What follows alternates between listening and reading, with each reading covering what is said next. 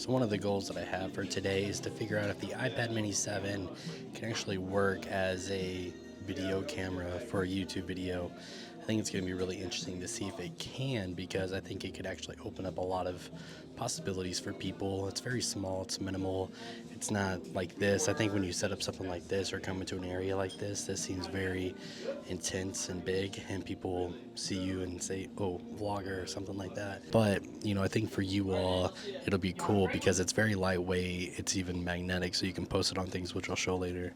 But yeah, check it out and see what you think of it, and see if this is something you would want to do and if this could work for you.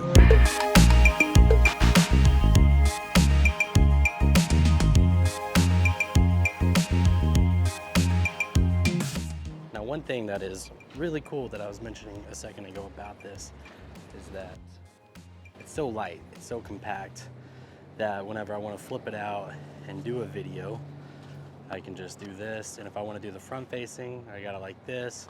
If I want to do the back facing, hold it like that, and I keep this little thing popped out. Your little folio is gonna be different.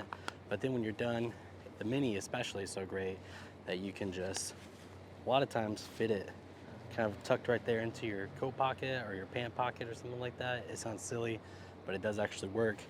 Or you can just hold on to it, and it's not gonna be anything crazy for you if you're using it kind of as your primary vlogging camera. And this camera I'm just gonna have strapped over top of me. That way I don't have to carry around two things, but it works just like that too. So another cool reason.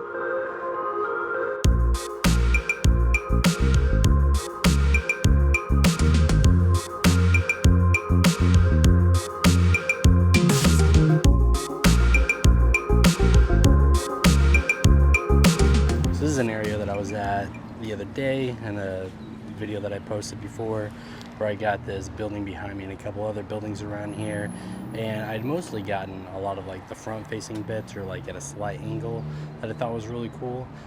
Today though, after doing some journaling and different things like that, I decided that I really wanted to focus a little bit more on like almost like the perfect angling of it, like going straight down the middle of like the corner on either side. And you could see where I did some doodling and everything on a picture that I took of another building that I'll show later.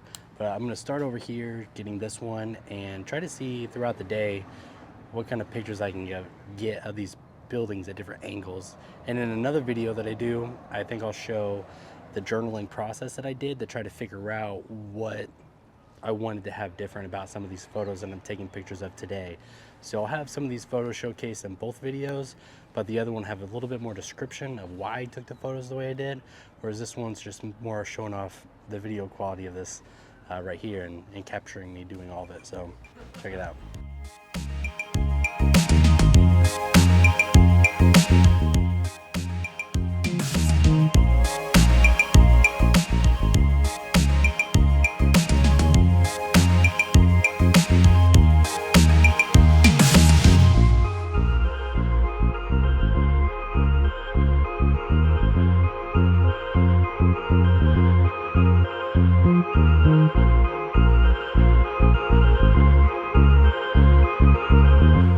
So one cool feature that this thing has is that it's magnetic.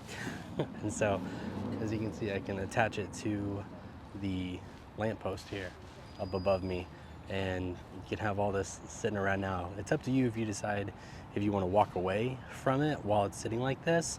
I probably wouldn't. I mean, it feels pretty magnetic, it feels pretty good, but it's also an iPad that you don't want to just fall by trusting the magnets in it. Maybe you could get a case that has like a really strong magnetic backing that you could attach to things, and you might feel more comfortable that way if it's like in a case, like an OtterBox case.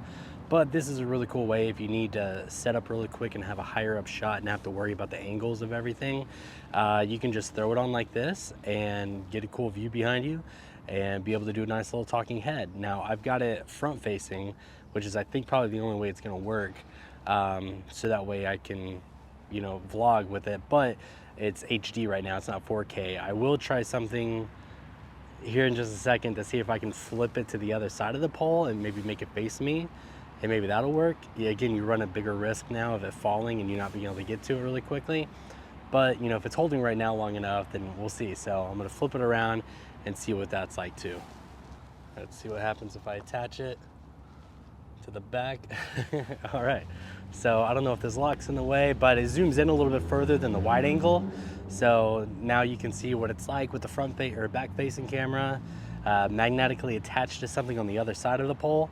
And there you go. Now you can kind of see what it's like. You can do a nice little quick setup with something magnetic and either get 4K or HD depending on the context that you're in. So that's just another cool feature that the iPad has that maybe just a regular camera like my 90D over here doesn't really have. So another cool thing to do.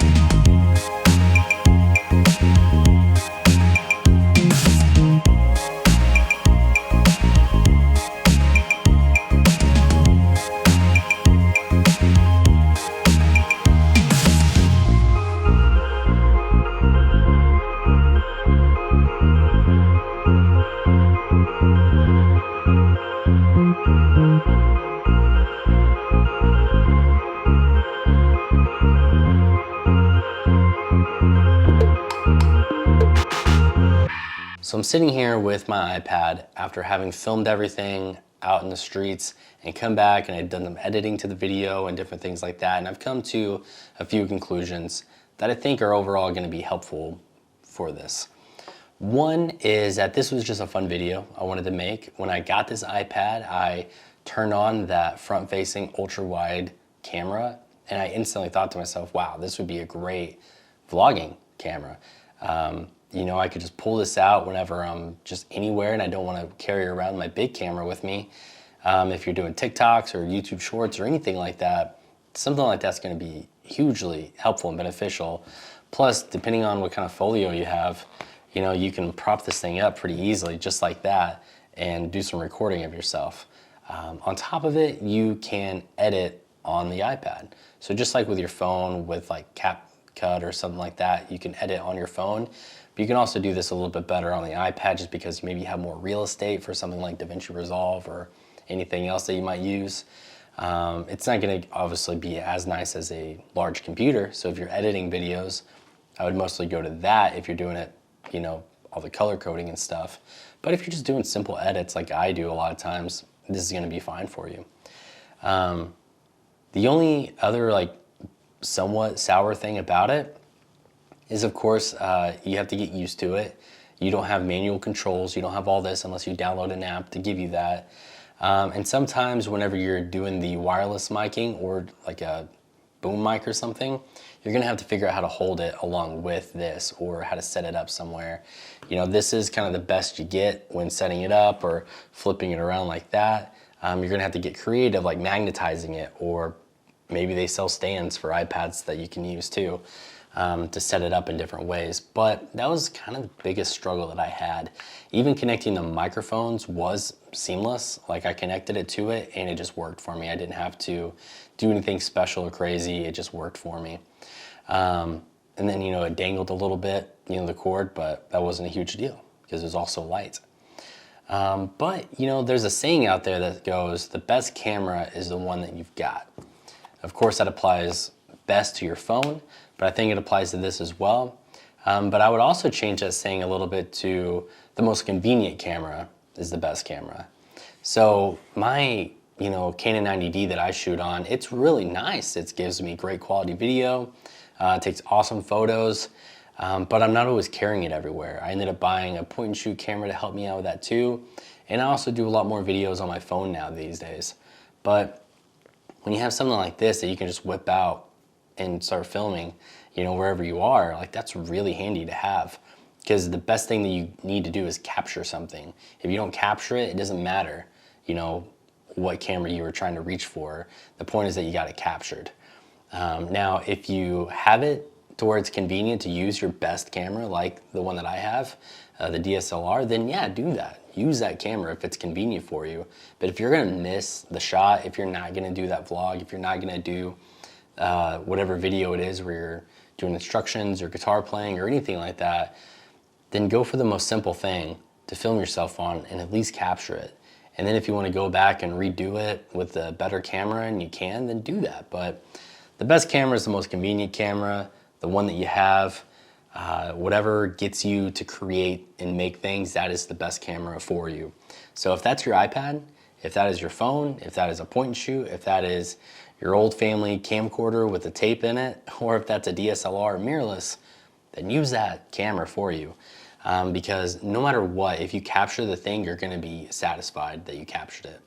So have fun like I did. This video wasn't like a super in-depth diagnosis of the iPad mini or anything like that. It was just to see if I could record something and put it on YouTube and it looked good enough to do it in the future as well.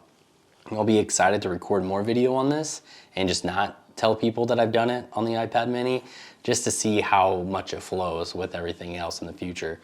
Once again, I said that I was going to kind of make another video where I talk more about the photos that I took in this video and why I did it, the journaling process that I did with it, so please look out for that. But my biggest encouragement to you all today is to have fun, get out there, make content, do something that you enjoy, have fun with your iPad or anything else that you have, and I hope that you like and subscribe to this channel to hear more things. And yeah, spread the word about therapeutic photography, which is what I try to do, which is just using therapy for photography and videography or anything else, just to make it, you know, more of a self-care thing for yourself, that you don't just get angry at. So have fun, enjoy yourself, and I will see you all later.